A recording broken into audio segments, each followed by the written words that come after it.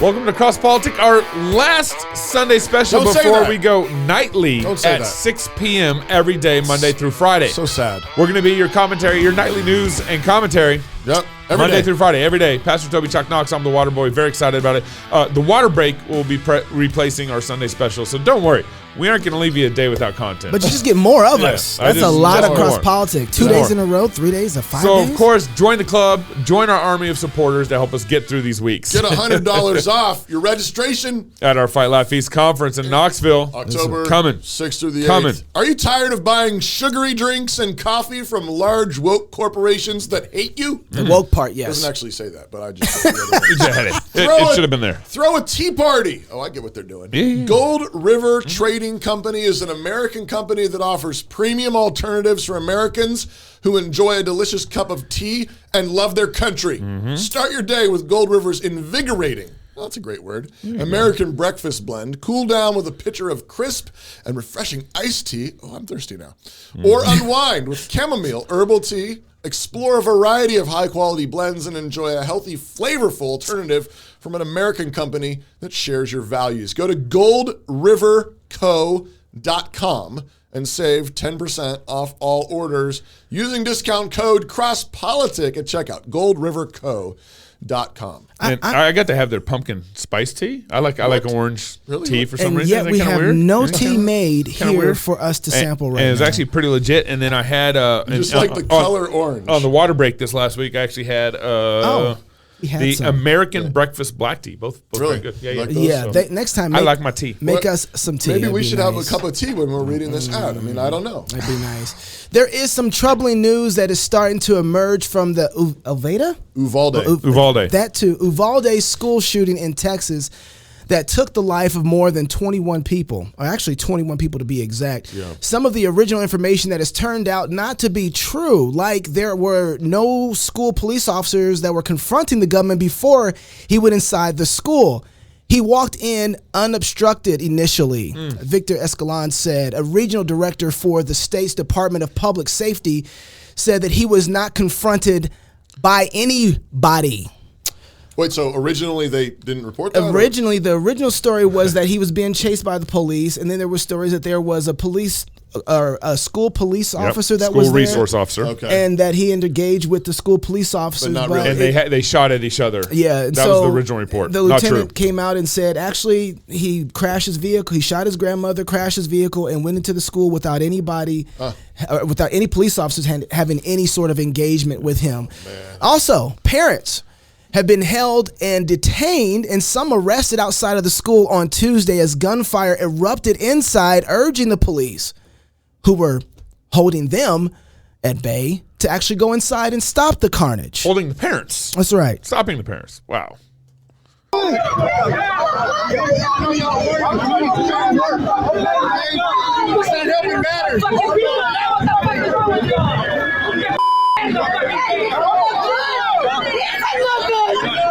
Oh my goodness. Somebody on the ground.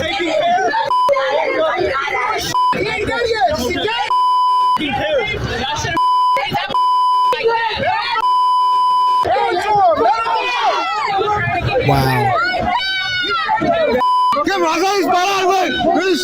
He's got a taser.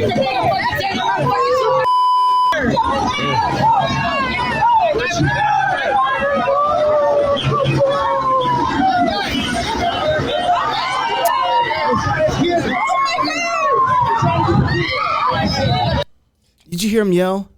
They're shooting in there. Yeah. Wow. There are more officers outside than inside. What? They're standing out there. Yeah.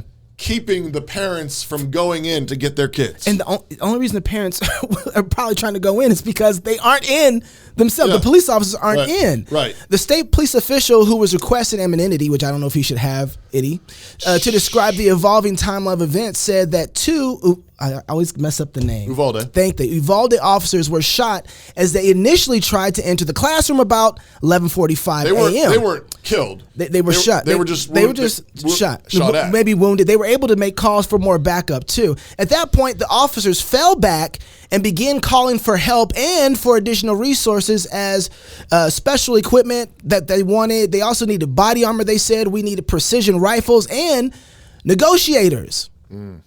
As the officers fell, the gunman continued shooting and said that the state police officials, as they were asking for this information, they were getting shot at, and the state police officials reporting this.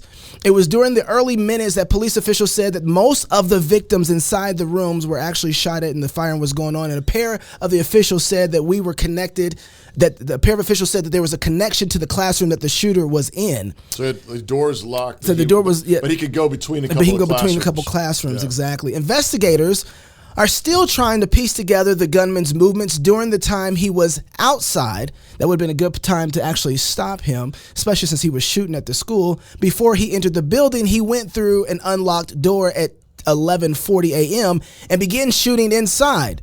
By the time officers reported that the gunman had been killed around 1 p.m., he had shot 19 students and 2 teachers, all of them apparently locked with the gunman in the connected classroom. All the details, they're still coming out, so I'm a little bit hesitant to latch on to anything right now, but I do think that there is a little bit disturbing things that we can latch on to. Like this comment from the Department of Safety's lieutenant who held an interview with Wolf Blitzer. By the way, I got to give Wolf Blitzer some credit here. He asked some good questions. You'll see in just a second. In Wolf Blitzer's situation room, the officer said that they were hesitant to enter Robb Elementary School on Tuesday because they could have been shot at. They were able to shoot and kill the suspect and preserve any other life. We know that there was other injured children inside that classroom that they were able to save as well and get them to cover. And at that point, it became a recovery process, a rescue operation, trying to rescue the injured and also any other potential children or teachers that were inside those classrooms. But don't current best practices, Lieutenant, call for officers to disable a shooter as quickly as possible, regardless of how many officers are actually on site? Correct. The active shooter situation, you want to stop the killing, you want to preserve life, but also one thing that, of course, the American people need to understand is that officers are making entry into this building. They do not know where the gunman is. They are hearing gunshots. They are receiving gunshots. At that point, if they proceeded any further, not knowing where this suspect was at, they could have been shot. They could have been killed. And at that point, that gunman would have the opportunity to kill other people inside that school. Which one is it? Wait. Did they know where he was at, or did they not know where he was at? Well, I don't think that's not the most important thing. What is it? He says that the kids might got shot. Right. Yeah. And he says, but if you don't engage the shooter, the kids are getting shot. Yeah. And he says, but if you engage the shooter, the police officers might have gotten shot, and then more kids might have gotten shot. Yeah.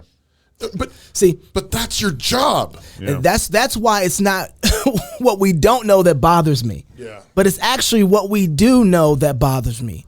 So now we know that parents were getting arrested because they didn't feel the police were engaging the shooter with the proper force. The DPS Lieutenant Chris Olivares said the officers arrived at the school quickly, but waited for reinforcements after they began getting fired upon. Yeah. Tucker last night, or actually was it Thursday night, reported that a mother was arrested.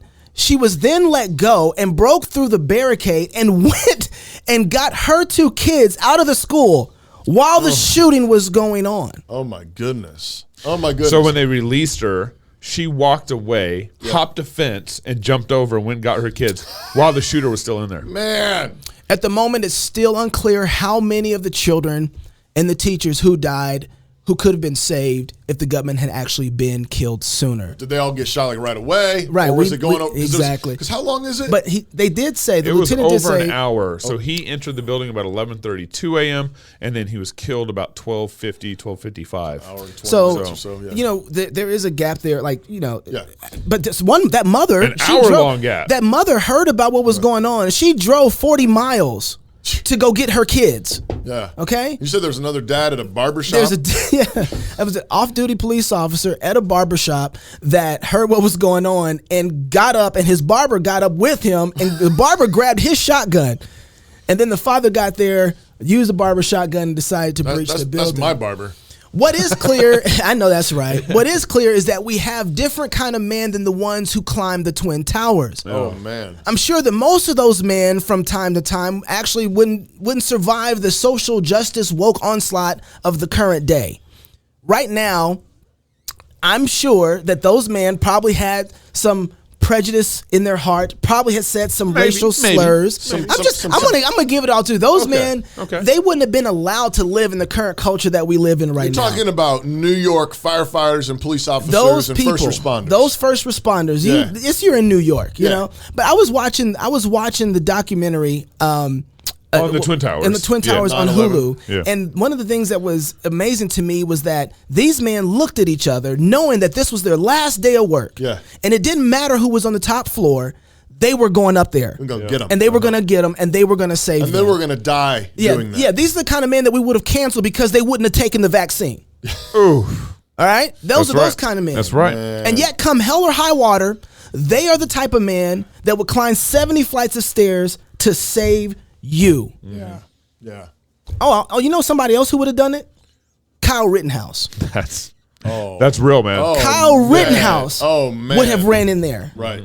And Yeah. my biggest problem is that postmodernism, this kind of culture that we have now, doesn't know what masculinity looks like. Oh, it does. Hates it. It does. No, that's true. And it hates knows. It hates it. That's Yeah. a very good point. It's And when we killing see it, we punish it. That's right. So then it makes when you do this, you create a different kind of man. Well, ultimately, it creates a shooter like this. That's right. That's what we did. That's right. We created a shooter. The guy has no dad. Right. I saw pictures of him cross-dressing. Is he kind of Well, cross-dressing? the image is supposedly fake. Oh, it is it? Yeah, Okay, all right. somebody's making. Well, So it's hard to know. Okay, well, whatever. But he's a troubled youth. He is, I mean, absolutely. You know, he doesn't have His a dad. mom was on drugs. Yeah, he doesn't you have know. a dad. He doesn't have an intact family. But think about this for a second too. So you got Kyle Rittenhouse, who is hearing that they're going to burn down his city. Yeah, Kenosha. His friend's shop and all that, yeah. Right. So he grabs his gun and a first aid kit, runs to defend a place where the police are letting burn once again. Yeah. Okay. Yeah. And then he defends that spot, and then we punish him for doing so. Right. It's like Well- too much masculinity. Right. You know, it's too. But that kind of mentality is happening constantly, Right. where he is sitting here wanting to go and save his area, his people, and the police are. And on the ground in Uvalde, you had mothers asking, saying, "I will take your body armor and go in there." Oh my gosh. Asking the cops. That's for that. on video. Yeah, that's on video. Yeah.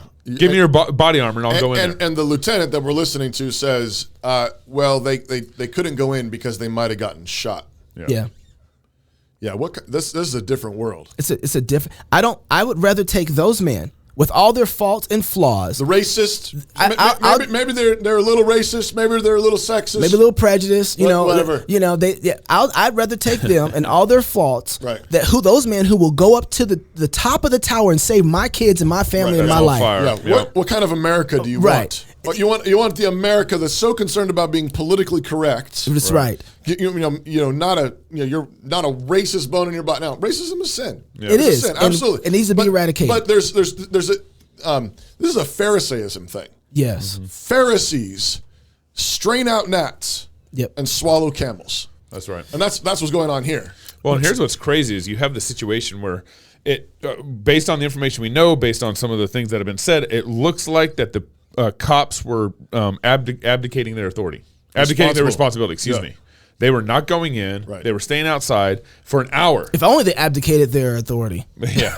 Right. Yeah, I know. Gave this case, their guns over all to right, the lady. civilians. Yeah, Yeah. yeah. They abdicated their responsibility, and then that created a downstream situation where parents are like, hey, if you aren't going to do it, I'm going to do it. Right. And now the cops are in this odd predicament where they're arresting a mom who wants to go in and save her kids And- because they wouldn't go in there. Hey Carter, go to the last one where with the family. I wanted to show where the families. Go to there real quick. I'm sorry, Pastor. No, I was just going to say, And just hit pause. I was gonna set it up for you. I was thinking. Well, you told me it reminded you of this morning when you looked at this. Go. Just move to the middle of the clip because Sharon said any open air. My wife, we were watching this together. I prep with her, and she's always a blessing to me. But she said, any open air preacher, anybody who spent time in front of an abortion clinic, knows what this looks like. Oh man. Right? They know this scene already where you have people on the outside. No, you were right there. Yeah, just hit play. You have people on the outside who are screaming that they're killing people on the inside, and the police are the ones standing between them saving lives. Kids. And the kids. Yeah. Now, I'm going to give, that said, can I bat just 2 seconds for the police officers? Sure. But I'm not very happy with them at this point. Right. We can't continue to punish police officers and people who are doing good and expect them to defend us either. Right. Yeah. Right. You can't punish masculinity. You Right. can't punish bravery and courage. I think you're going to get more of it. And backbone, and then be surprised when they say, well, regulations, we might get sued. Or LeBron James tweets you out when he shouldn't have. Right. Yeah. Right. Oh my goodness. What's happening? We need to pray to God to give us reformation. We need men with backbones again, men with chests, like C.S. Lewis said. But you only get that when you have men who return to Christ and know their sins are forgiven, and then they don't care. That's right. Free. They don't care. They're free. Yeah. And they can give their lives gladly. Yeah. Amen. So Lay much them down. Go so to much, heaven. so And much. these 2 interviews are very important coming up. Yeah, more 2 interviews coming up you don't want to miss. Dr. Vaughn and Matt Lohmeier. You got it. Marxism inside the military? More cross politic coming up next. A republic is about the rule of law, not men. Armored Republic is devoted to seeing the God-given rights of free men preserved against mob chaos, criminal evil, and the jackboot of tyranny. Every purchase of body armor is another free man equipped to resist tyranny, another brother in arms, another hardened household ready to face down the wolves. Body armor is a tool of liberty, and every tool is for the purpose of working or keeping, creating or guarding, building or fighting. Join the Armored Republic. Build. Fight. Home. It's where you build your legacy, where traditions are started, seeds are planted, meals are shared, and stories are told. We are Chris and Natalie Carpenter, owners of Story Real Estate, and our team of top agents helps people find homes in Moscow, Idaho, and around the country. Have you thought about a move? Contact us to get connected with a top agent who shares your values and puts your family first. Or reach out to us about our Moscow relocation guide. Wherever you're looking to go, we can help you find home. Call us at Story Real Estate or visit us at storyrealestate.com and start building your legacy.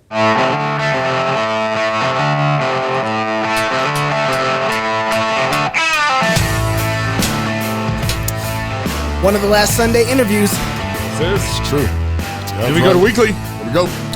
Hey, welcome back to Cross Politic on the one and only Fight Laugh Feast Network. Thank you for joining us. Hey, Boniface Woodworking exists for those who enjoy shopping with integrity, who want to buy handmade wooden furniture, gifts, and heirloom items that will last for generations. From dining tables and church pulpits to cigar humidors, even chessboards. And they sent us one. And those things are hefty. And everything in between. Quality pieces that you can give your children's children. Tie them to their roots and transcend the basic function of whatever they are, becoming gifts.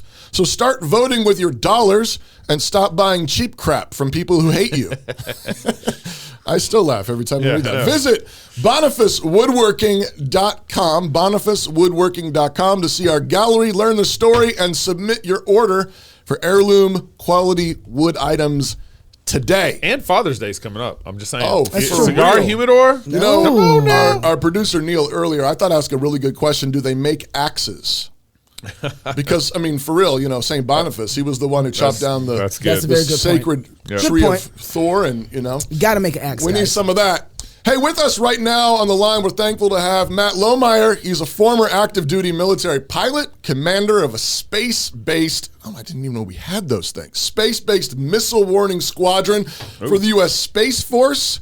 He's like totally Space Force. Like he's like Star Trek, guys. He has a master's in military operational art and science and a master's of philosophy and military strategy. He's also a public speaker, author of the best-selling book Irresistible Revolution: Marxism's Goal of Conquest and the Unmaking of the American Military. He's also the founder of Save America's Military PAC.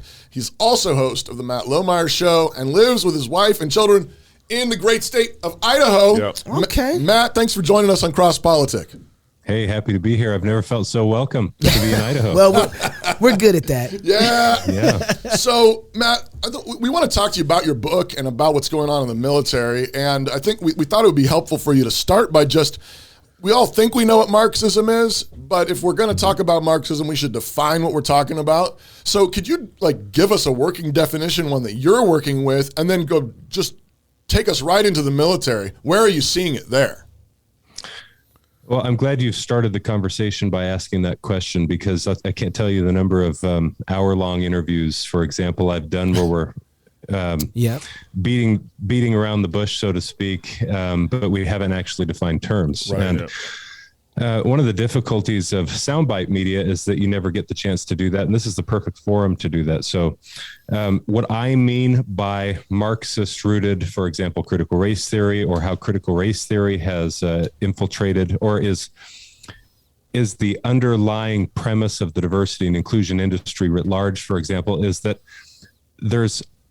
it goes by many different names, wears different masks, but there's this pervasive narrative of oppressor versus oppressed classes or groups of people. And now Marxism is much more complex than that. And I understand, having read Marx and Engels' Communist Manifesto, and I try and tease through the 4 sections of that in the book that you mentioned.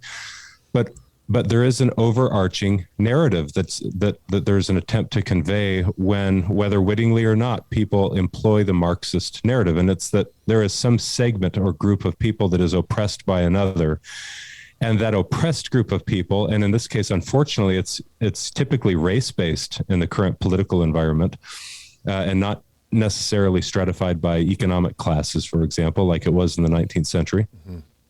The idea is that because you are oppressed, you are justified and righteous, maybe perhaps, in using violent means to accomplish the just aim of overthrowing an oppressor class. And the aim is a violent revolution to install a different government. And so the military in this case is oppressed?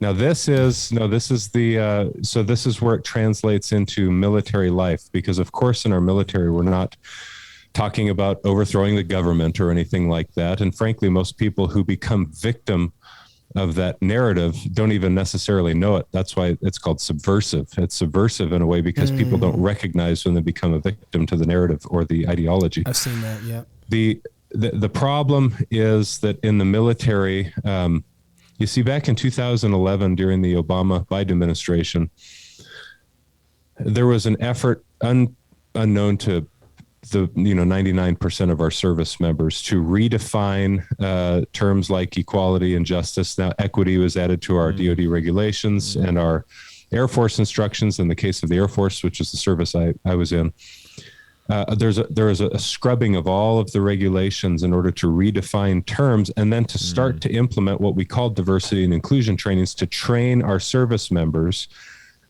how they should essentially view the world. And it was highly politicized. And in fact, it was left-wing politics.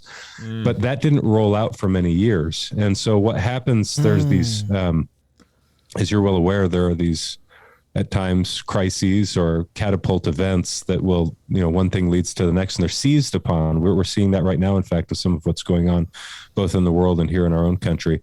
But people, for political purposes, like to seize these opportunities. George Floyd's death was an opportunity for left-wing activism to become extremely prolific in the armed forces, unfortunately. And so what had been in the works for a number of years, and we saw this throughout the country as well with, Black Lives Matter becomes extremely well-funded and take to the streets and start to force a particular narrative of American history upon people. And if you don't accept it, of course, you're proving to us and all of society you're part of that oppressor class problem. But here's the point, and I'll try and be brief. So after George Floyd's death, we started to formalize very frequent trainings in our military where we would take a knee from our actual operational training mission to discuss how it is, if at all possible, to overcome in the services the white supremacy problem that we were having in the services. And they started to do surveys to try and tease out just how bad of a white supremacy problem we have, how it is that we can help our Black service members feel like they're not the oppressed class, because they are, and we need to get away from that in uniform. And everyone in uniform is kind of thinking, you kidding me? Like Black, white, Democrat, Republican, all of us thought, we've never had this problem in the military. We don't have an oppressor versus an oppressed class in the military. And if they're a white supremacist, Well, they know very well, if there are any, and I don't know any, by the way, and most service members probably don't. But if there are, it's like they know very well they're going to keep those views to themselves and those biases, and they're certainly not going to manifest those behaviors or biases in a kind of material way in the workplace. Otherwise, they'd find themselves outside of uniform very quickly, right? Get curb stomped. Well, so the bottom line is that was really an uncomfortable imposition upon the organization of our armed forces. President Trump tried to get rid of it with an executive order in September of 2020. He said no more Marxist-rooted critical race theory vocabulary will be used in any of our trainings, like implicit and unconscious biases, systemic racism, the idea that white supremacists were filling our federal agencies and our military services, because we started to hear that literally at my base. It was a weekly occurrence. We had a town hall every week. People were asked to watch certain videos or documentaries or read certain books talking about how racist our founding was. And I'll tell you, you give it a couple of months where your service members who thought they signed up to do one thing but are now constantly subjected to another, which is extremely political. People start to become disincentivized from service. They're like, hey, I'm a Democrat.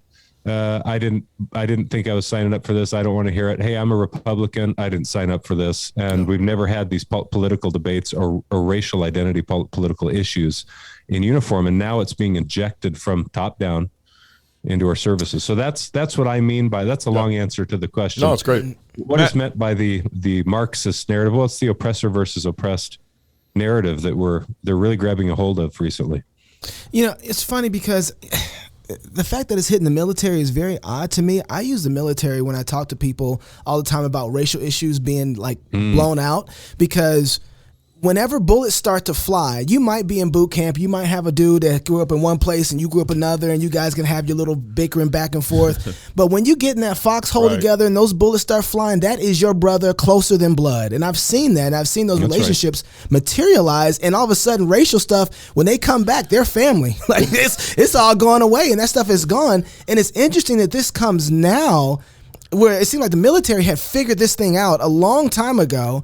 Well, they have. Yeah. And now it's coming back and manifested itself. Is this going to affect the way now?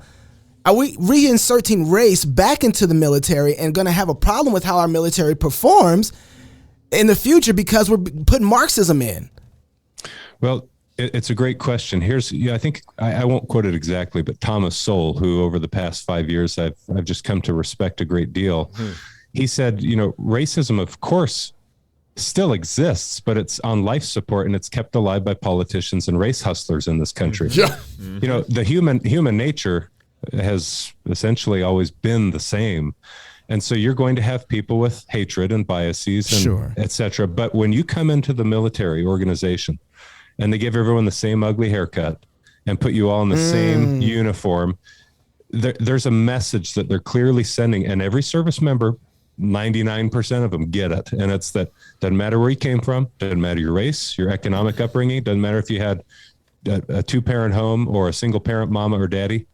You come into the uniform, you serve your country, you have a mission to perform in its national defense of our country. We prepare to fight and win wars, period. That's your job in uniform. And so it made for, so to answer your question, how does that impact our lethality or our readiness as a military? On the one hand, it disrupts morale. It causes, and morale is a tremendously important aspect to the warfighting force. I'll tell you what our service members who we deployed to East Europe in the startup of the Ukraine-Russia conflict, in anticipation of that conflict spilling out over into bordering countries, the last thing from their minds was, gee, I wish I had another diversity and inclusion training before I came over here to East Europe to deploy. Facts, Matt, facts. It's like, oh, I wish my white service member compadre here would have got one more training session because I don't like the way he looks at me. That's not on their mind. Yeah. It's just not. But those ideas are planted in our service members' minds constantly by those with a political agenda. And so it was for that reason that finally, after using my chain of command, writing a formal written complaint to the Space Force, which I talk about, to the Space Force Inspector General's office, which I talk about in the first episode of my show, I wasn't gaining any traction. My complaint was dismissed, even though senior leaders agreed with my assessment of the problem it was causing. So I wrote a book. I thought the American people need to hear about this, and so do the congressmen that we elect to sit in office. And boy, did they hear about it. They really did. And I got to sit down with some of them, and they were all trying to hold some of our senior military appointees and leaders accountable for this activism. And this kind of activism only exists in like a very small minority of any population, regardless of their politics. Right. But boy, it can truly reshape a culture very quickly. So if people don't stand up and push back. Then here's one other thing. Yeah. Race-based quotas do not belong, period, in the military. The military exists to be lethal, okay? And I don't need to be careful how I say it, but I'll be very specific in what I mean by that. The demographic, racially speaking, of our armed forces is, roughly speaking, a mirror image of the American people. The political demographic of our armed forces is, roughly speaking, a mirror image of the American people. People in the military promote based on the merit, period. And if you start to say, well, we don't have enough women in the command, over the last 25 years, we've not had enough women, or black women. Right. Yeah. The next one has to be this race, this gender. We don't want them to be too conservative because that's dangerous. So they need to. We need to know a little bit about that too. Oh, so they do discriminate. Oh well, yeah. There is a growing discrimination, but it's not the kind of wise discrimination that needs to be applied in a merit-based system like our armed forces. Now, if the university or any other setting wants to do away with a merit-based system, that's all good, and you can establish quotas, and that's up to any organization. But that can exist in a military organization if lethality is your objective, and so you lose it pretty quickly. Matt, how does this kind of Marxism apply to the current forced vaccination policies in the military? I'm reticent to make a direct tie, but don't get me wrong. Everything I see taking place in this country, in the government and out, I tie into communism and Marxism just because I've studied it so much. And we all tend to do that and see the world through a lens that we've spent a lot of time studying. So when you're imposing mandatory or compulsory medical vaccination, and I know some of your listeners might even be offended I use the word, the jab. Right. You've already crossed a line that starts to impose federal government into people's individual lives and in the way of their liberties that shouldn't exist in the first place. I mean, you have an ultimate sovereign right over your own flesh, your own beliefs, what you choose to do with your day-to-day walk. And there have been literally thousands and thousands of our service members of all branches of the military. I'm guessing both political parties, although I don't know that, they're largely Christian, who have said, I want to abstain from this. There's just not enough. I don't have a good vibe when I'm hearing all the controversy swirling in the news. So I don't want to take the risk of injecting something into me that might be worse for me than just getting the sickness for a week or two and then having the natural immunity, right? So they're all being purged right now. Right. Yeah. When that kind of thing happens, when a large Christian group of people who tend to be conservative probably say, I'd like to retain autonomy over my flesh. And oh, by the way, the survival rate is 99.9% for our age demographic. Right. And we're a relatively healthy group of people. And the government steps in and says, no, sorry, you're going to comply or we will force you out. Whether or not there's a direct link to Marxist influence or intent, I should say, in any actor in that scenario, I say that our culture has so spiritually, emotionally, psychologically been transformed in the past few decades because of Marxist influence that we're losing our way, and we've got this vacuum in which a totalitarian spirit that's right can creep right in and do this kind of thing. And so it's all related, but it's a Star Wars, Star Trek, good versus evil, the Force. I mean, this is what we're Star Trek. Everything always leads back to Star Trek. Good especially Space Force. Yes, so one of the things I was talking about with the guys before we got you on was, Kate, didn't we just have the Cold War? Like, we fought commies for decades. I mean, when I don't know how old you are, but I grew up in the 80s. All the movies in the 80s were about the bad commies, the Soviets, the Chinese. Rocky. I mean, they're all, you got to fight and so we fight, and I remember Reagan, I remember the wall coming down and, all the stuff. Mm-hmm. And then it's like, but wait, we're right back here. I mean, how does that happen? I thought we won.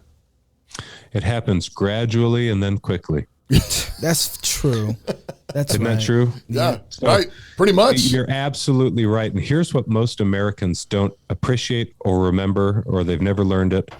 When we think of the Cold War and Cold War history that begins right in the aftermath of World War II, you tend to think Korean War, you picture a certain time frame. You think Vietnam War, the next decade, you think a certain time frame. And that's kind of America's involvement until the end of the Cold War. But what people don't appreciate is that all throughout the globe, throughout that second half of the 20th century, there were violent Marxist revolutions afoot in South America, in Southeast Asia, in European countries, in Eastern European countries, and the communist bloc. I mean, that's Soviet Communist Union was established in 1917 when the Bolsheviks, for the first time in history, successfully established a communist state. There's a Chinese communist revolution that gets underway with Mao Zedong in the 1920s, and it doesn't succeed. It even persists through World War II, and it doesn't succeed until 1949. And after you've got a communist Russia, picture of Mongolia kind of sitting there in the middle, and a communist China, tremendous landmass from 1949 onward, it's right on the heels of that successful communist revolution that there's then a Korean War, and there's then a Vietnam War. They're butting up right against the large communist mass, and there's this effort to expand communism throughout the globe. It's what leads to communism in Cuba. And then, oh, by the way, there's a Cuban Missile Crisis where the Soviets are putting missiles, nuclear-tipped medium-range ballistic missiles in Cuba right off our shores. It's all tied to a capitalist Western society versus an Eastern, so to speak, communist society. And they have utterly incompatible and different world aims and agenda and spirituality and so on and so forth. And good Christian people, by the way, get caught up in these revolutions in every country on the planet. They try and flee in some cases, but oftentimes they get stuck there. Right. And they live through these. And here's what's fascinating about it. There's a Greek author who wrote a book called The Logic of Violence and Civil War. And I don't recommend it because it's a brutally boring read. But and the guy's name is something Greek. Yes, Greek. He interviews all of these survivors from civil wars. That's what they turned out to be. They were civil wars in the wake of a Marxist revolution. And they said, we knew things were getting bad in our country and people were starting to hate one another. People were polarizing, but we didn't realize it was getting that bad. And the next morning we woke up and war was, our country was engulfed in a civil conflict. Pitter patter. Boy, it is. And they used words like whirlwind. It took us by like a whirlwind, or it took us completely by surprise, and madness engulfed everyone. Right. And you can't think that because God set up the United States and we've had a successful run and it's been the most successful experiment in human governance in human history, you can't think that just because of all of those things, somehow humans are also different here than everywhere else in the world and not susceptible to the same impulses. Hey, it reminds me of Rod Dreher's book, Live Not by Lies. I know, I was thinking the same. He did all those interviews in Eastern Europe and watching that pitter-patter. Yep, that's happening. right. MattLohmeier.com, that's the personal website. SAMPAC is the Save America's Military website, sampac.org. Okay, I want to leave with this. And this is going to be a challenge for you because you like to talk. You got some preacher somewhere in you. In 90 seconds, how do we fix our military? I'm going to take the first 5 seconds to start my timer. All right, I got it going. Okay, it's hard to answer important questions in 90 seconds. I know. But I'll do my best. We need senior military leaders and the lower rank military members to take a stand for the fundamental principles of this country and be willing to speak openly their love of this great country, America, and be willing, regardless of their politics, regardless of their religion, to say, I love this country. I think it is fundamentally a good country as far as human governance goes. And I don't appreciate in the workplace in this case, it's a left-wing politicization, but any politicization, we have an operational mission to accomplish. And if you want to inject race identity politics or any other type of politics into the workplace, it's not welcome here. And then start to hold others accountable who become activists and want to politicize the military work environment. That's one thing. And I've got 30 seconds left. The other thing is our elected officials in Washington, D.C. are the people that are in a prime position to hold our senior military appointees and leaders accountable for their own political activism. And we've seen some come out of the chairman of the Joint Chiefs in the past year. We've seen some come out of the various enlisted and officer leaders of every branch of the military advocating that they read Ibram Kendi's book, How to Be an Anti-Racist. That was on the sailors' reading list, for example. They've taken it off, but my time is up.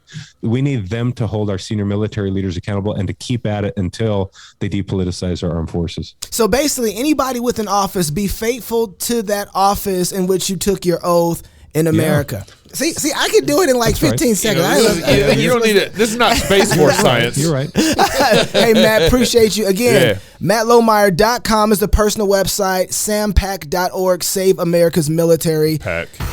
Yeah, so, hey, thank you so much for joining us, brother. Thanks, guys. Keep it up, man. Jordan Vaughn, talking about the coronavirus and monkeypox. Monkeypox? You won't believe. Uh-oh. Don't miss this next segment. Wow. It's going to be the last one for a Sunday show, a Sunday special. And then we go daily. More cross-politic coming up next. This is where Dave and I plan this year's company holidays. Let's go through the list. Easter. Too religious. St. Patrick's Day. Too white. Mother's Day. Way too cisgendered. All of your usual holidays have been canceled this year. But we still have Karl Marx's birthday!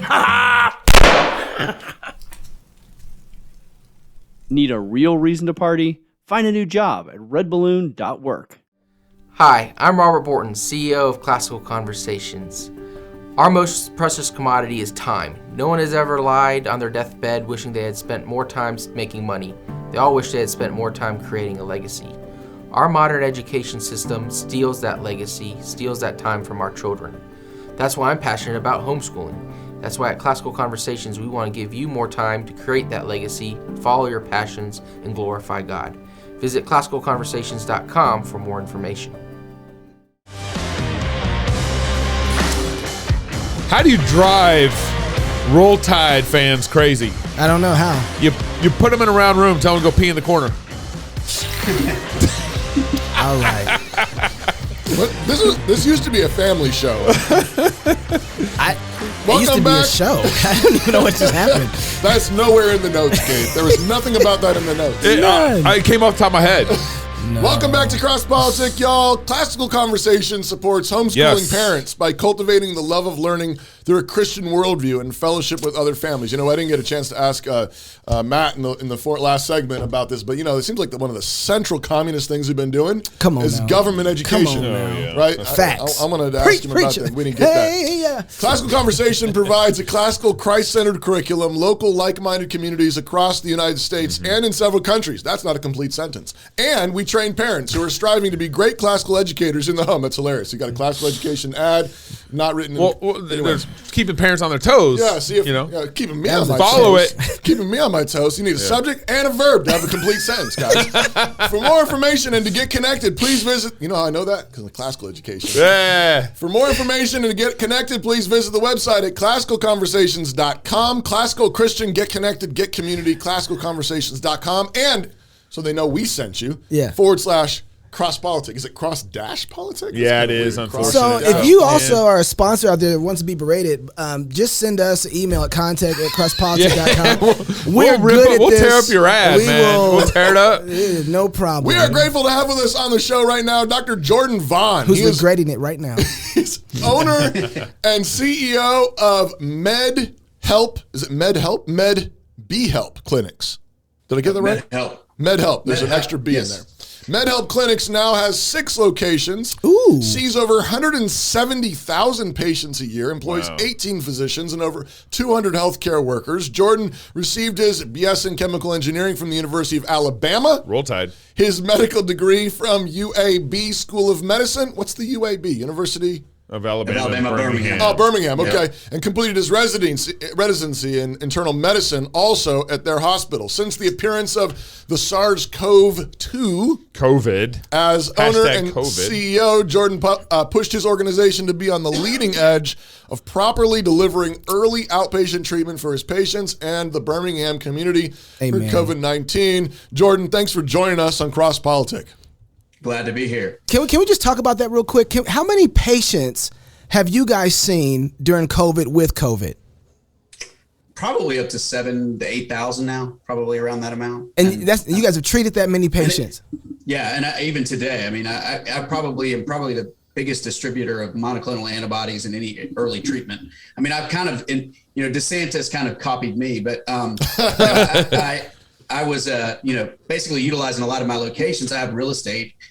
In clinic rooms. And at the time, it just makes sense to go ahead and treat people before they show up at the hospital. And in all honesty, that's one of the problems to begin with, that no one even wanted to do that. So a lot of these hospital systems weren't even interested. I mean, I would have thought the hospitals or even the academic medical centers in Birmingham would have been like, oh yeah, we're gonna have pop-up places, just like they had the vaccines, of course. Right. They would have had pop-up places, drive-through places for treatment. Or not drive-through, but you get what I'm saying. Yeah. But no, it was just like, oh, we're complaining and, we're all about our hospitals being full, but we're not doing a darn thing to change the paradigm of how we're getting treatment to these people. So are you talking like pre-treatment, like vitamin D, stuff like that too? Basic? Well, monoclonal antibodies, which has probably got its fame when Trump got it back in probably October 2020. I can't even keep up with the years anymore. Yeah. But it requires an IV infusion. So again, you have to touch a patient that, God forbid, is sick. Sure. And so, right. last time I checked, when I went to med school, it was to take care of people that were sick. And so Wow. I was quite surprised that the doctors kind of signed up to say, well, there's one sickness that you're not allowed to see a doctor for.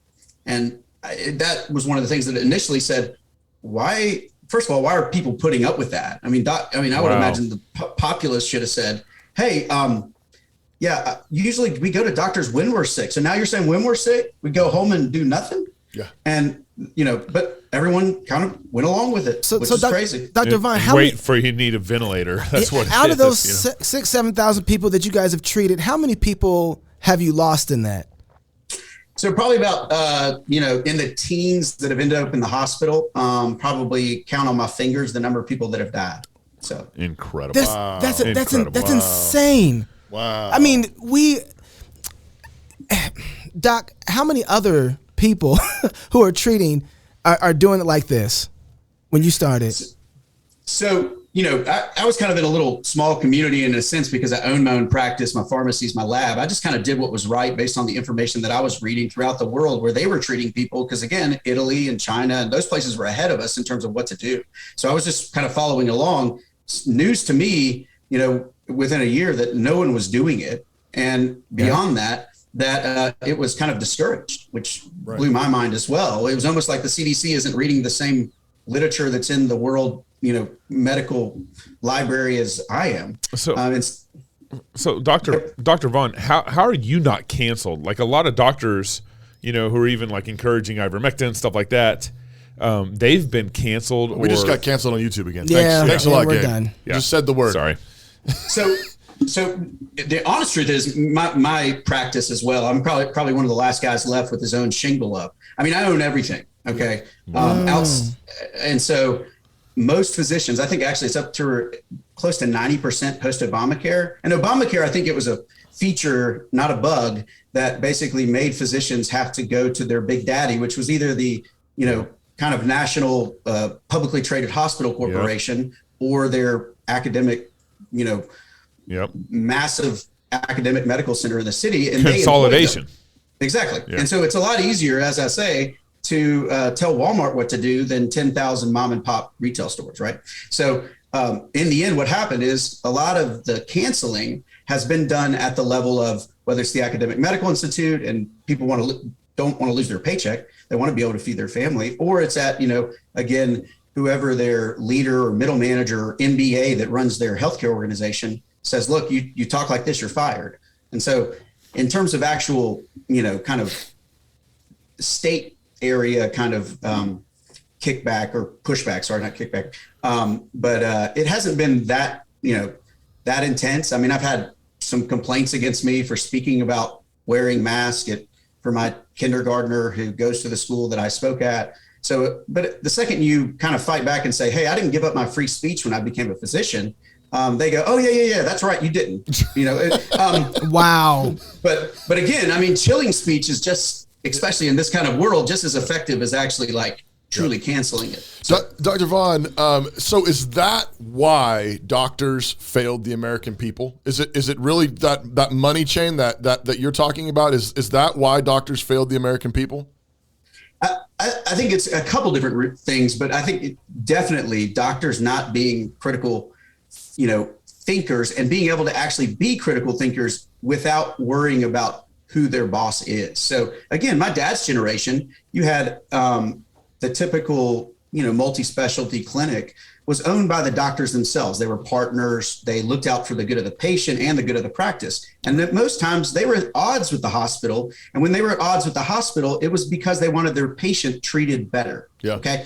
And that's changed. Now the hospital is your doctor's boss. And so who's the only person that can suffer or the only person that loses in that scenario is really the patient. Wow. I mean, I would say, I use the kind of classic example. Obamacare was all about, if you like your doctor, you'll keep him. Well, that we could question whether that's true, but it was, if you like your doctor, you can keep him, but your doctor ain't your doctor anymore. He may be the same name. It may be the same guy you're used to seeing, but his boss is different. Wow. And his boss calls the shots. Wow.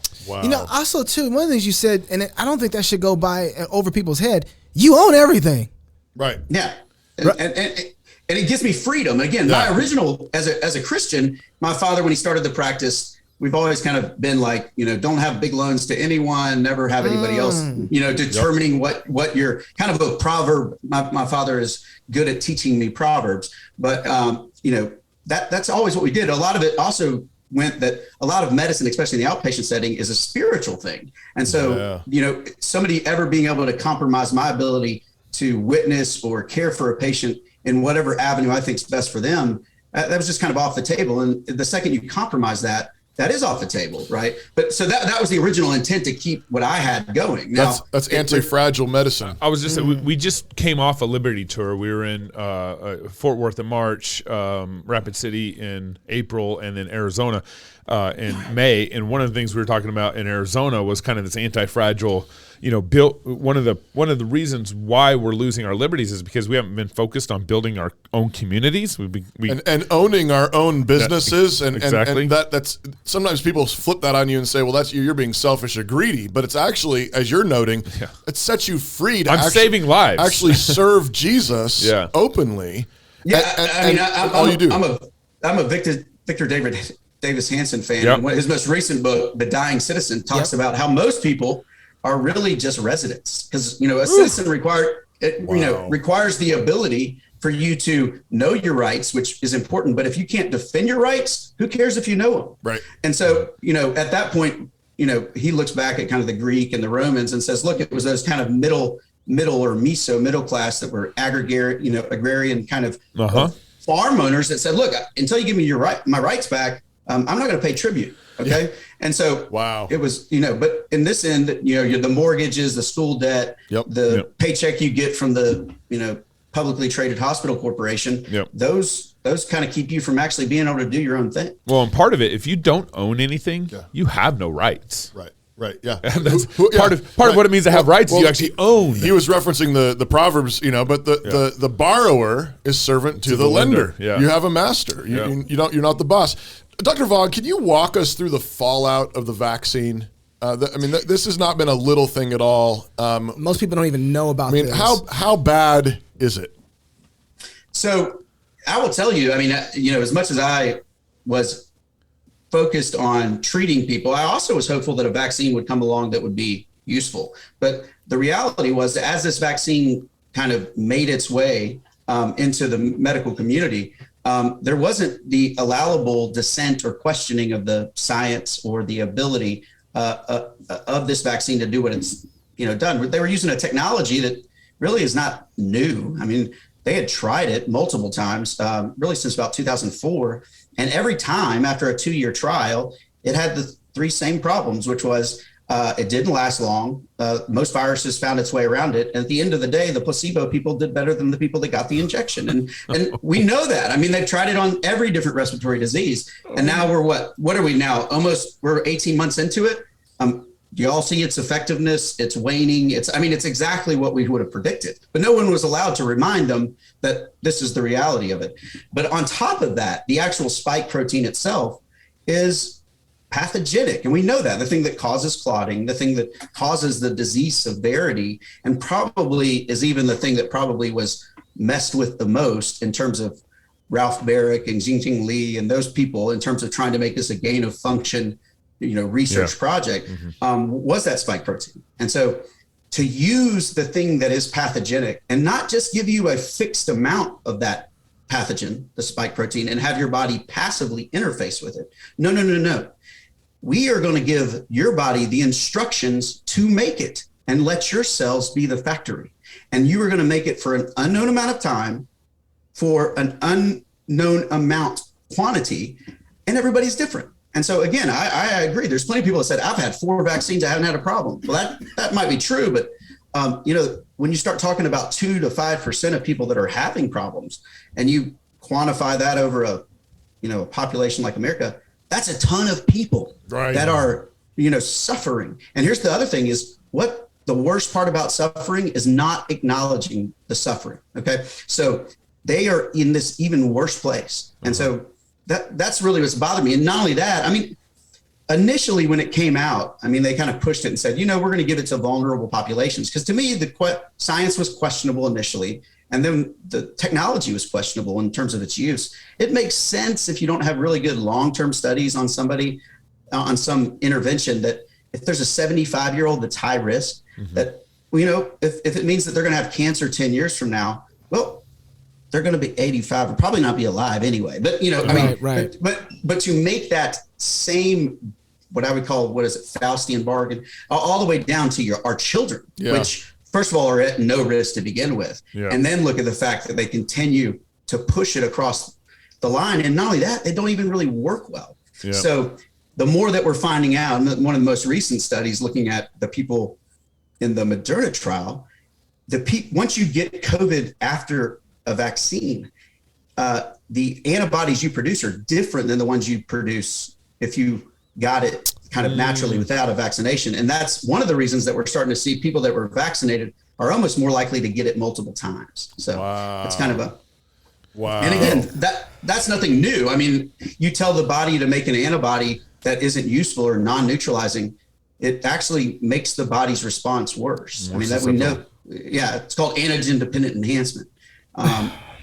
So this is, Doc, we could talk about, I sat down with you at one point, I think it was in, February, we sat down, and for 5 or 6 hours, he just broke. You didn't bring us? You just went by yourself. Well, he's working on a project. I didn't get any of the Alabama white sauce back when you went? Come on now. But he just went through there's 2 things that shocked me. The stories of people whose lives you saved, over and over and over, just one after the other. And it's amazing. And then going into the fallout of the vaccines themselves and what it's doing to your body and what people think was shocking. And now we've got monkeypox.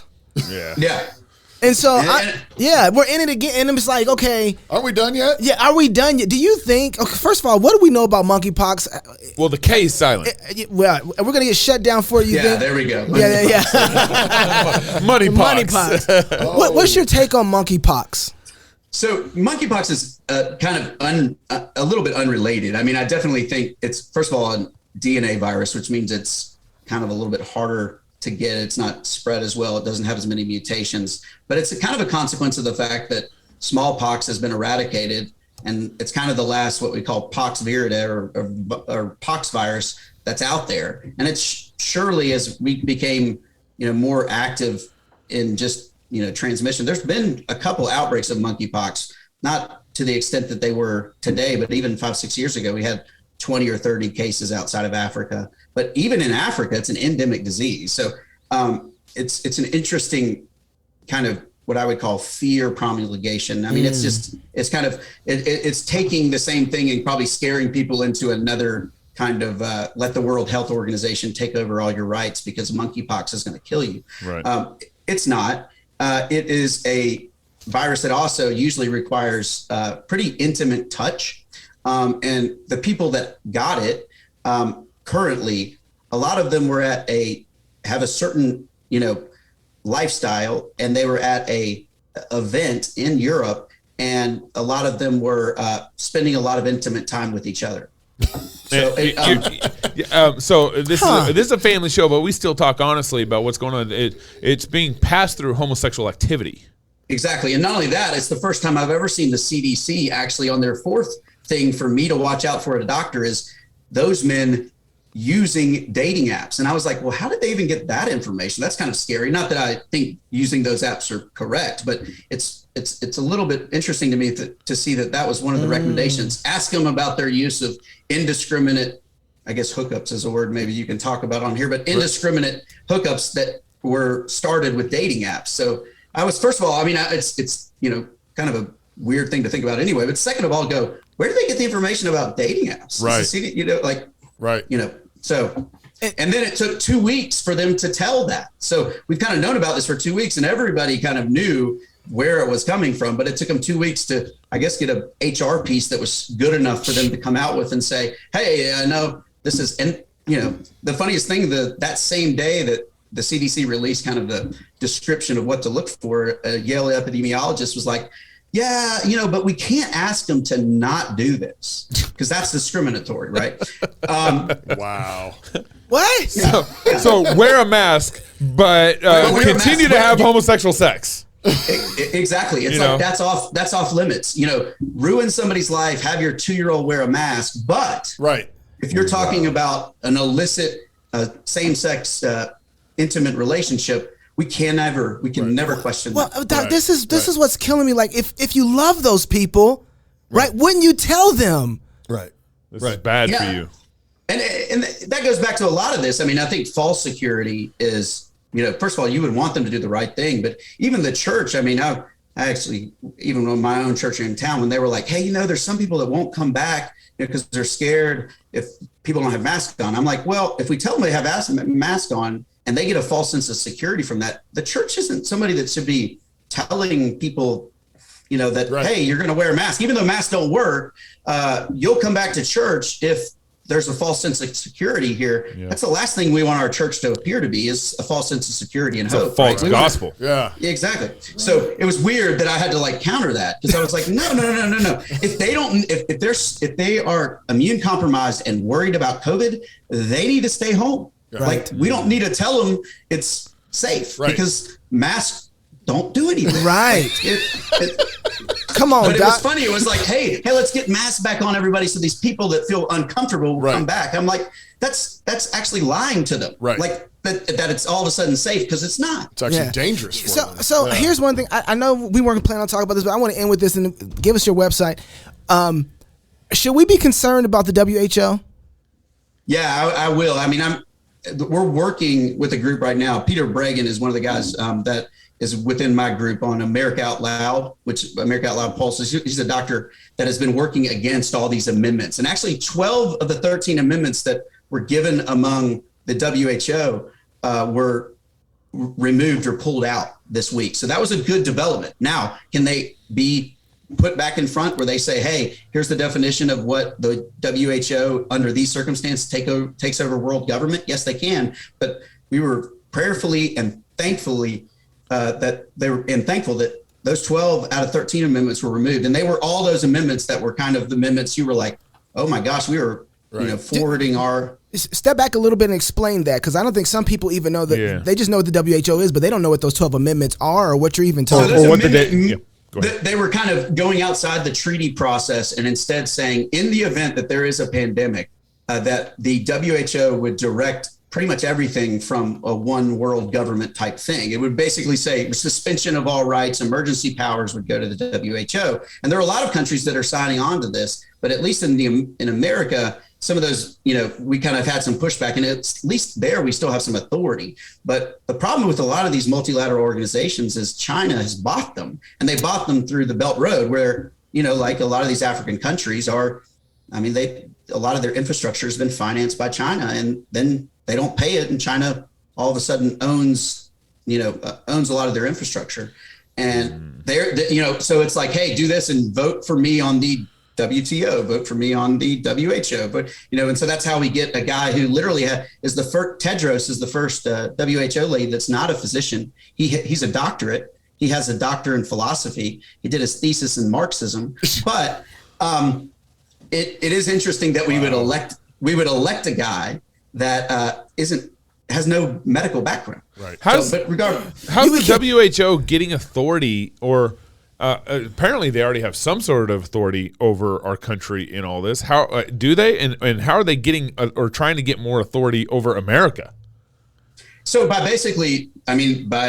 giving some kind of doctrine or treaty that we've signed on to, that the politicians one day can say, hey, they're actually in power. Now, the problem is it's only so far that, again, I think if the last 2 years proved anything, that people are asleep. But hopefully in that kind of event that our people would be like, oh, heck no. But if the last 2 years proved anything, I feel like a lot of people just said, oh yeah, whatever, as long as I don't get that disease. And I think that's the problem. And that's where you start to go, we need limitations.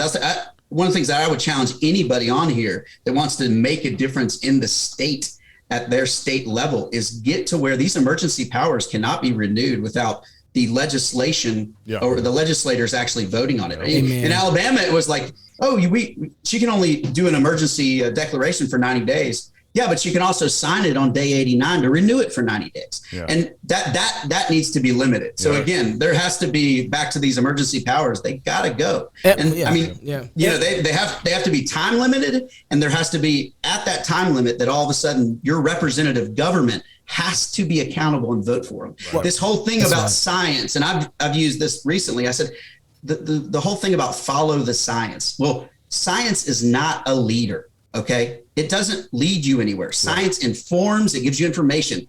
People are leaders and people make decisions. When somebody says science made the decision, they're just abdicating their own leadership because they don't want to be held accountable. Right. Okay. And so that's what most of these state governments have done. Wow. And it's just like, oh, well, science, it's science, it's science. There's nobody, it's like it's this nebulous thought process out in the ether, and it's like, oh, well, it's science's fault. It's not my fault. I just was following this guy. And it's like, well, that guy doesn't lead. He's, that brings us right back to courage. That's right. No courage. None. Right? Which is ultimately a hard issue. Like, we need men to stand up and protect their families. And own their own stuff like Dr. Vaughn does. We need some men like Dr. Vaughn. Yeah, for real. And the doctors, we need them in the government. We need them in the schools. We need them in the churches. We need them in the law enforcement. If we don't got backbones, we don't have courage, because we don't have Jesus. I would say this too, Dr. Vaughn. The first thing I want to do is vote out the governors that are willing to shut us down. That's the first thing. Absolutely. And then I want to legislate, make sure that they have limited ability and powers under certain circumstances. We couldn't even get those limits in Idaho. And So, Dr. Vaughn, you do a podcast. What's your podcast, and how can people keep track of you? So it is on America Out Loud Pulse. We have a daily podcast of doctors. One of them on Wednesdays, Dr. Peter McCullough is probably the biggest leader in all of this. And he invited me, and Dr. Tankersley is another doctor here in Birmingham that is part of my group in Alabama. And our group is really 100% focused on getting medicine back to our oath to the patient. Yeah. Okay. Because that's where the focus has to be. And from there, all these problems would be solved. If the hospital is interrupting your ability to take care of your patient, as a doctor, you should leave the hospital. Okay, that's what I'm saying. Is if your foundational oath is to that patient that you're caring for, anything that interferes with that should really be gotten rid of. Amen. I mean, not in the whole sense, but if you're limiting yourself in treatment because you're worried about what your hospital administrator says, right? You need to find it. Yeah, you got to find something different. Yeah. Dr. Vaughn, thank you so much. I can't wait to have you back, man. Yeah, we got so much more to talk about. That was huge. If you're single, get married. If you're married, have kids. And if you have kids, go baptize them. Until Monday, Next week, it's a whole different thing. Love God with all your heart, soul, mind, and strength. Love your neighbor as yourself. Go fight, laugh, and feast. This is Cross Politics. Dr. Vine, you hang on 1 second. We'll see you every day at 6 p.m. When tyrants take over, what's the first thing they do? Disarm. It happened in Russia, China, Germany, and most recently, Afghanistan. Why? Because disarmed people are easier to control. And over the last century and a half, American tyrants have been carrying out a slow, methodical disarmament that no one is talking about. State education. Tyrants know that education is warfare. Our rulers have a vested interest in making you totally harmless. They've got big plans and they don't want you getting in the way. Think about it. Would you rather fight an army decked out with high-powered rifles or a bunch of dinky water pistols? They know that if you can think critically, you're a threat. At New St. Andrews College, we want to graduate men and women who are dangerous. Dangerous to the world, dangerous to the principalities and powers, dangerous to spiritual wickedness in high places. Education can either arm you or disarm you. It can make you a threat or make you a useful idiot. So, where you get that education counts. Click the link to apply to New St. Andrews College today.